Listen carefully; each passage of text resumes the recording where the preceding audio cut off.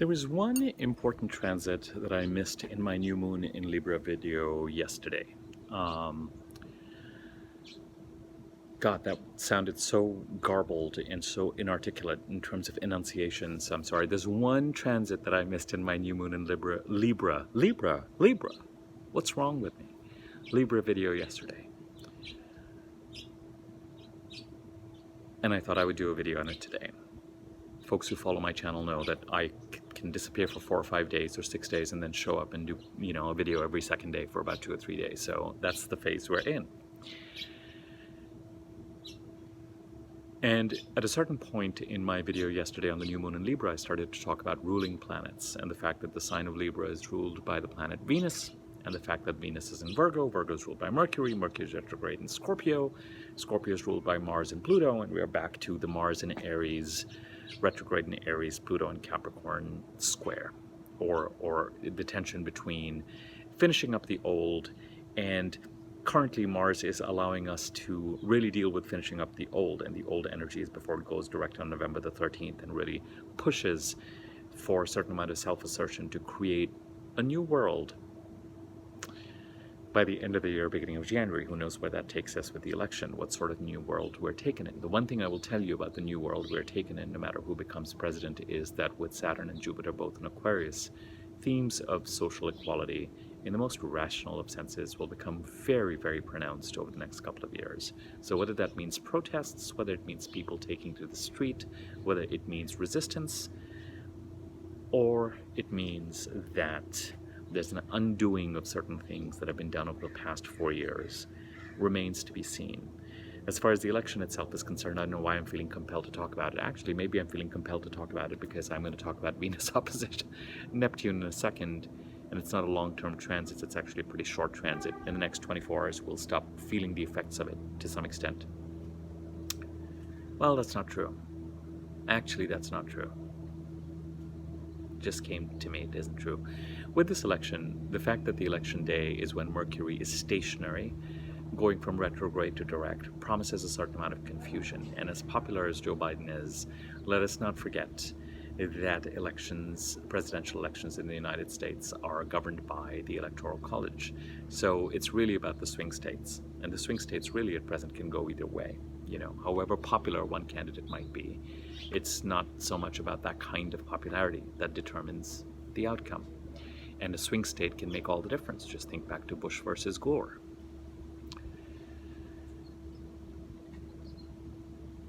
If we end up in that kind of scenario or situation, it's very likely that things will have to be adjudicated. And certainly precedent suggests, even without the Supreme Court going even further to the right with the possible incumbent, Judge Barrett,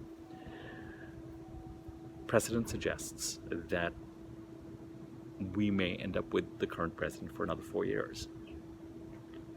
We'll see if that's the way it ends up being. Irrespective, if you were to say whose chart is stronger, is it Biden or Trump, I would say Trump's chart is stronger.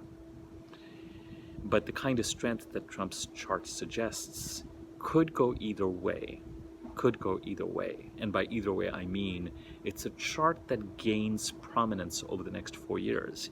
But the question is, does it gain prominence because he gets reelected, or does it gain prominence because he moves towards a certain amount of notoriety and he continues to remain in the public eye? And indeed, being in the public eye increases for him over the next 3 or 4 years. But it could be for more challenging reasons, or reasons that are more challenging or karmic to him. If some of the things that are being pinned onto him in terms of his nefarious activities, so-called nefarious activities, continue to pan out. And if he loses the election, then there's certainly going to be a certain segment of enforcement that is going to be gunning for him. We leave that for the fates to decide. We're here to talk about the planet Venus opposing the planet Jupiter earlier today, shortly after the new moon. When we have a new moon and the new moon sets the tone for the next 28 days, key transits that are occurring at the time of the new moon get stamped onto the next 28 days. So even though Venus opposite Neptune, not opposite Jupiter, forgive me, Venus opposite Neptune is done by the time I'm doing this video. And it may be that over the next 48 hours or so, we're done dealing with the immediate impact of this transit. It could be that we're living with the impact of this transit or the shadow of this transit for the next 28 days, along with other key transits that I talked about yesterday in yesterday's video. I'll put a link to the new moon in Libra video at the end of this video, so you can go to it easily after I'm done processing this video. The key transits that I look at as far as this new moon in Libra are concerned is, of course, number one, that the new moon is square Saturn in Capricorn. I covered this yesterday. There are 3 other transits that are worth looking at that occurred today. The Sun squares Saturn, actually, today, after the new moon. Mars squares Jupiter in Capricorn today, and Venus opposes Neptune today. All challenging, complicated transits. Now, Venus does trine Jupiter tomorrow, but as I've mentioned to you before in my videos, if you try and make sense of which planet is supporting which planet and which planet is challenging which planet, you will get a headache. You will not be able to do anything. You will not be able to do any work. You'll keep thinking, is today a good day or is today a challenging day? The bottom line is it's a challenging time. And it's a challenging time that has to do with turning the key once and for all and throwing that key away on an old self. That important planets, Saturn, Pluto, Jupiter, and the eclipses of release have been hammering at us, Mercury retrograde, to be done with since December 2017, but especially middle of July 2018. And now we are racing towards ending that. So that's why I said with this new moon in Libra that gets into these energies, this is the roughest part of the second half of 2020. It just is. It's the most uncertain, it's the most backwards and forwards. We've got Mars retrograde, which saps our vitality. We've got Mercury retrograde, which causes all this confusion and miscommunication and adds to the sense of deception. When the planet Venus opposes the planet Neptune, the most conventional, and it bears out, interpretation of this transit is one of deception. Financial deception, relationship deception, loss, having to let go of something. And with Venus being in Virgo and Virgo being ruled by Mercury and Mercury being retrograde, somewhere it could be that our thinking is just not fast enough to be able to catch things and nip them in the bud and manage them. And so there's a delayed reaction and there's a delay in catching up to things. And somewhere the energy, the transit is somehow managed and governed by a planet that, somewhere miscommunication and emails and transactions and faulty, just miscommunications could very much be at the heart of it. Not clear communication. So Venus is a planet of, among other things, but most especially for me, money and relationships, and the relationship between money and relationships. And as I mentioned to you, this new moon is occurring in Libra and Mercury is retrograde in Scorpio, the 2 relationship signs. And I'm not talking about dating. And I'm not necessarily talking about individuals. I'm talking about who we are in relationship and in committed relationships, karmic relationships, relationships that have meaning and spark and weight. And often these are relationships where there are financial ties. That's how you end up often knowing whether something is a karmic relationship or not. It could be a brief thing. Now, when Venus also rules the arts, luxuries, a sense of abundance, which is tied to finances. Venus is a feminine planet. She's a planet of flow. She's a planet of relaxation. She's a planet of attraction. She's a planet of attracting, trusting in the divine order of things, letting the grass grow, letting divine intelligence guide life, bringing opportunities in, bringing flow in. She's not a planet of action and drive and passion. Mars is a planet of action and drive and passion. Mars is retrograde. So action, drive, passion are harder to access right now. And Venus is in Virgo. And Virgo, unfortunately, is a sign where she's not happy because Virgo is a sign of chasing. Virgo is a sign of action. Virgo is a sign of managing. Virgo is a sign of details. Virgo is a sign of spreadsheets. Virgo is a sign of analysis. Virgo is a sign of, I'm going to organize and manage my life and make things happen. I'm going to wake up in the morning. I'm going to have my 24 hours in a day. And I am going to turn those 24 hours in the day into a productive and satisfying productive being the key word, but it's all about my effort, my energy, me imposing myself on a day to be able to sculpt it. And Venus, when it comes to money and relationships and letting things flow and letting things be and letting things balance themselves out, is not very comfortable in this energy of analysis and measurement. As far as Venus is concerned, relationships can't really be measured. And finances and abundance don't really, it isn't a question of putting things on either side of a spreadsheet and seeing if they even out and seeing who's 5 cents short here and 10 cents in excess there. It's not Venus's vibe. What is ironic and strange is that Venus rules Libra, a sign symbolized by the scales. But when it comes to Libra and evening out relationship issues and balance of power and balancing things out, balancing the relationship between me and you, contractual relationships, karmic relationships, contracts, agreements, verbal agreements, balancing the Aries energy that we all have. This is what I want, this is what I'm going to go get, with what works for all of us.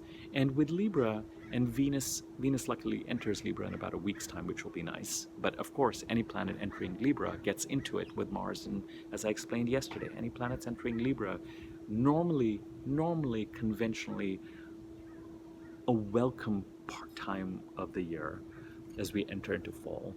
This year, are really challenged by the fact that any planets moving into Libra are going to square the planets in Capricorn and oppose Mars and Aries and get into this kind of tussle and churn between ending the old and starting the new.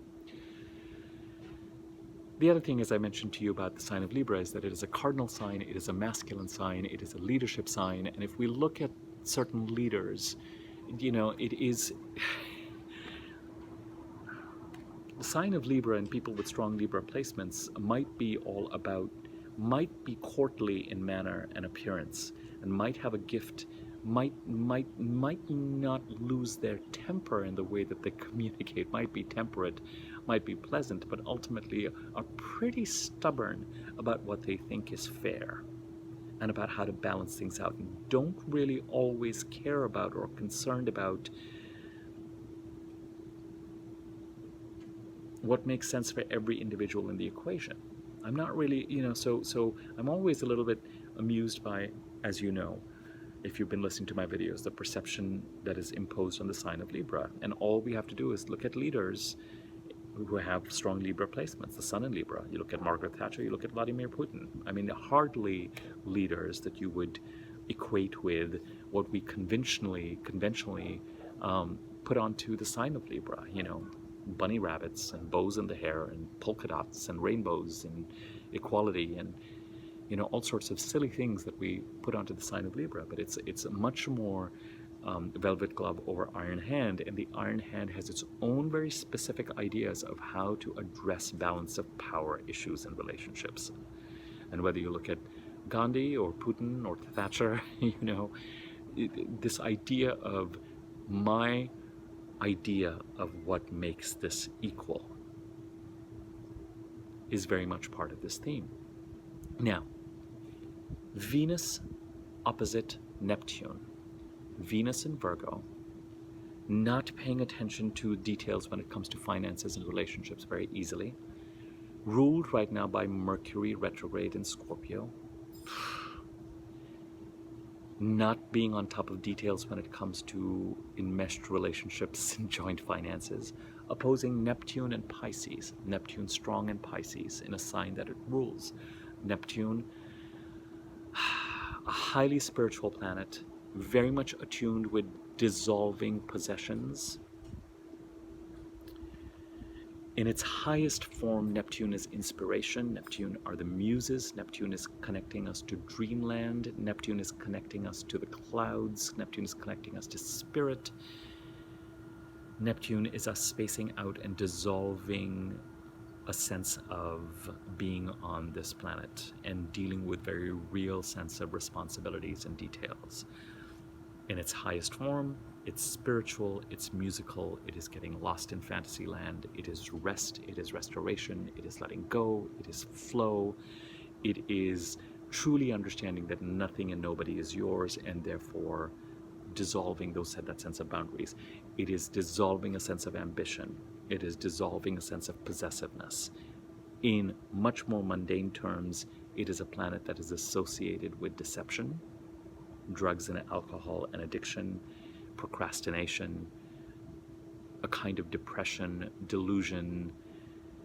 For our purposes, Venus opposite Neptune can mean that somewhere we are dealing with energies related to theft or deception when it comes to money or relationships. And somewhere with a retrograde Mercury very much in the mix, and Mars and Pluto in the mix, there could be issues related to power, duping, misconstrued communication, Mercury retrograde-y things.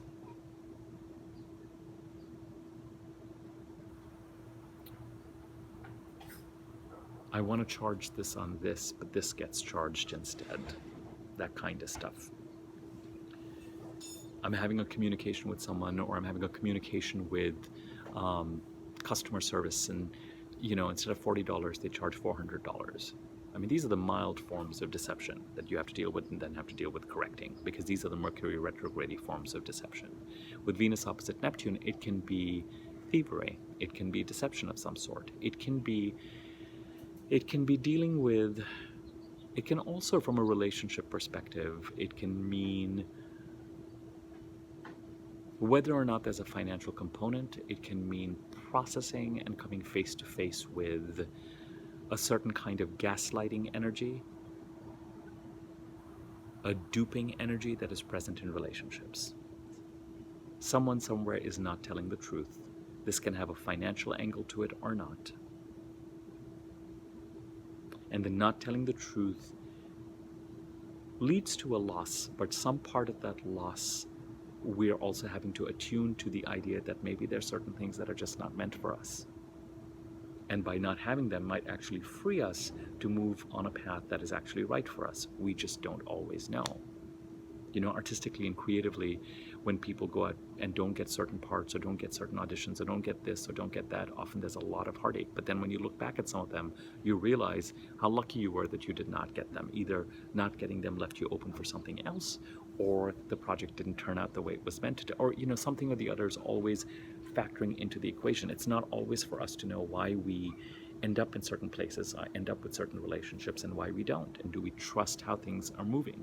And when it comes to the idea of deception and loss, it can be very hard to feel like there's a divine plan, but sometimes somewhere with Neptune in the mix there kind of is. Does that mean we sit back and accept being gaslit and duped? Absolutely not. Absolutely not. If you feel like somewhere you're dealing with murky energies when it comes to relationships, either it has a financial component or not, and somewhere we may be dealing with this imprint now for the next 28 days. Whether it has to do with the election somehow, whether it has to do with COVID somehow, whether it has to do with our own personal lives somehow. It's time to watch our wallets. It's time to watch our wallets. And it is also time to watch our relationship wallets.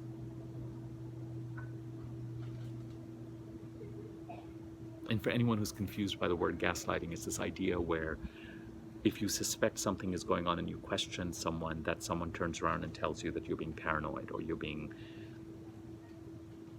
worrying too much, or you're making it up in your mind. But it's just a way of continuing to be duplicitous and to fool you. Right? It becomes a way of... There's a movie called Gaslight. That's where the term comes from. It's this idea of, I'm stealing from you, you're starting to realize it, you question me, and I say, oh my God, I'm so concerned about you. I'm so concerned about your well-being. Something is not right with you. You're imagining things. It's that way of kind of trying to put the cover on something by making you seem crazy. And then if you're getting gaslit, you start to question and doubt your own intuition, your thought process, etc. Somewhere it could be, somewhere with Venus opposite Neptune, there is that kind of energy in the mix. So even though we're getting past the direct hit and impact of this about 10 or 12 hours ago, somewhere this energy remains. And it becomes important. The reason why I wanted to do a video on it was just to, first and foremost, if someone is dealing with this kind of energy, to let them know that it's not crazy, that it is in the air, that the idea here is not to just sit back and let it wash over you and be cheated. There's something here to process. And even if you come to the conclusion that there's something here that has to be lost, I don't know that you have to give up on or lose what is material. You could just choose to make note of what has occurred in a certain relationship or relationships and choose to let those relationships go as time goes by. But it may be, in fact, indeed, even though the energies are going to be hard to muster with Mercury retrograde and Mars retrograde, it may be that boundaries do need to be drawn and a certain amount of defensive and offensive action does need to be taken. Because the energy of pickpocketing is in the air. So take those actions. You don't have to take anything, and you certainly don't have to be deceived. And if someone is trying to gaslight you or make you feel like you're somehow crazy or imagining things are stupid or whatever it is, and you feel like, I'm not sure, you may not have your finger on the pulse, 100%, but you might have a finger on the pulse. And you might explore things and realize, I may not have been 100% right, but I was kind of 60% right. And there is some kind of pickpocketing energy going on. So by all means, take the action. It'll be hard to feel, with Mars retrograde, we don't have the passion, we don't have the warmth, we don't have the easy access to the self-defense energy. With Mercury retrograde, it's harder, it takes longer for us to process. It takes longer to write an email, it takes longer to have a conversation. Everything's all kind of murky, but get in there. You don't have to accept the loss. You don't have to accept the physical loss. But you can process what it is that needs to be released and gather those lessons over the next month. But somewhere, because Venus rules this new moon in Libra, and the most important aspect of Venus right now is that it was running into, right after the new moon in Libra, an opposition with Neptune. It becomes an important thing to mention right now, with everything else to do with this new moon in the air. Now, after this opposition with Neptune, Venus does trine Jupiter in Capricorn. So recovery is possible. Lucky recovery is possible. Beneficial, pure, divine recovery of some sort is possible.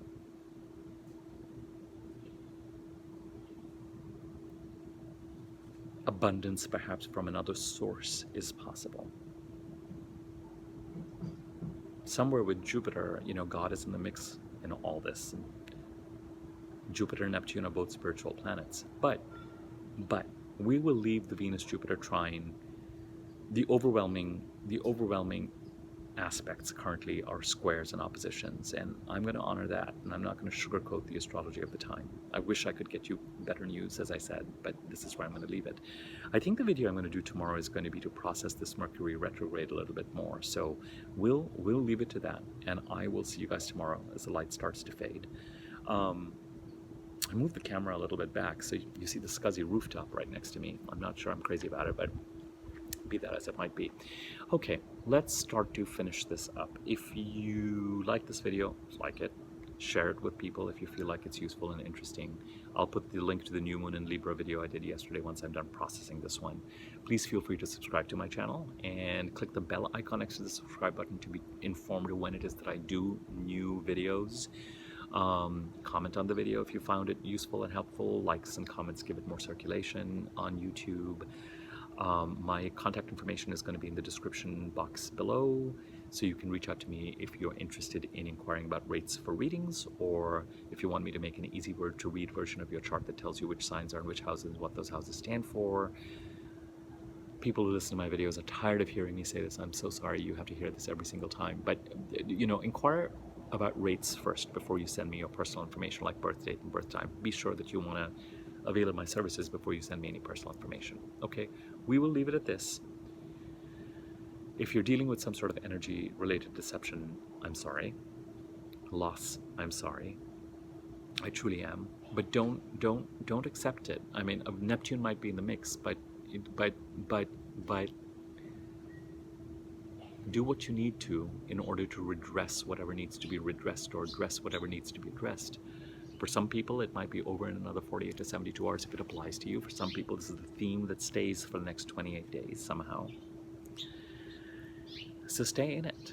the question of what actually has to be lost may be really tied to somewhere turning that key to an old version of yourself and throwing that key away by the time you get to the end of this year. One more thing. It may be natural for you to kind of feel like, my subject for yesterday's New Moon and Libra video was finish it, do it, finish it. And someone may say, when Mercury is retrograde and you're telling us don't sign a contract and don't commit to something, why are you telling us to finish it? And it's a fair and legitimate question. Actually, you know what? It's a fair and legitimate question. I will leave it for my video tomorrow because it ties so well into the Mercury retrograde video that I want to do. So we leave it at that.